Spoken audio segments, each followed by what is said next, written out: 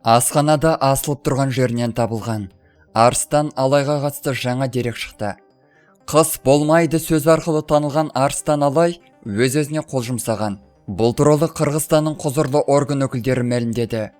Арыстанбек Әбілдаев өз-өзіне қол жұмсады деп жазылған жазаны өтеу қызметі мәліметінде. Ведомство мәліметінше 5 қаңтарда сағат 05:15 шамасында жазаны өтеу қызметінің нөмір 31 арнайы емдеу түзету мекемесінің асханасында айыпталушы Арыстанбек Бейшеналиұлы Әбілдаев асылған күйде табылған. Сонымен қатар Октябрь аудандық соты Арыстанбек Әбілдаевқа қатысты 2023 жылғы 16 желтоқсаннан 2024 жылғы 15 қаңтарға дейін Бішкектің уақытша ұстау изоляторына қамауға алу түріндегі бұлтартпау шарасы таңдалған.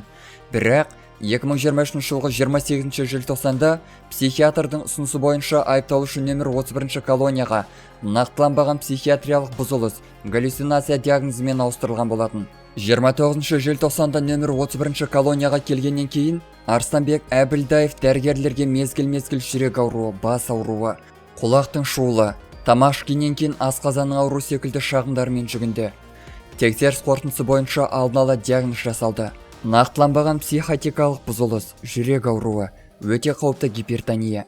Диагнозды нақтылау үшін кардиолог, гастроэнтеролог және психиатр дәрігерлер комиссиялық тексеріс жүргізу қажет екен туралы шешім қабылданды.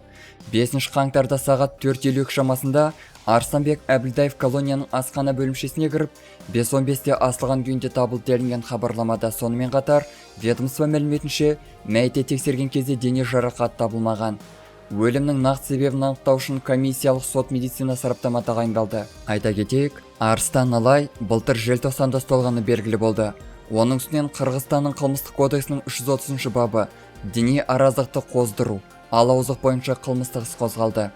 Қамауға алуға және қылмыстық іс қозғауға Алайдың әлеуметтік желілерде, кітаптарында діни және дінаралық араздықты қоздыруға үндеу жариялағаны.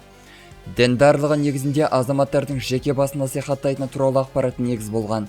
Кейін оның қамауда қалғаны айтылды. Арыстан Алай 2011 жылдың аяғында қыс болмайды деп айтқан кезден бастап танымал болды. Күлесіңдер, бірақ кейін бәрі басталады.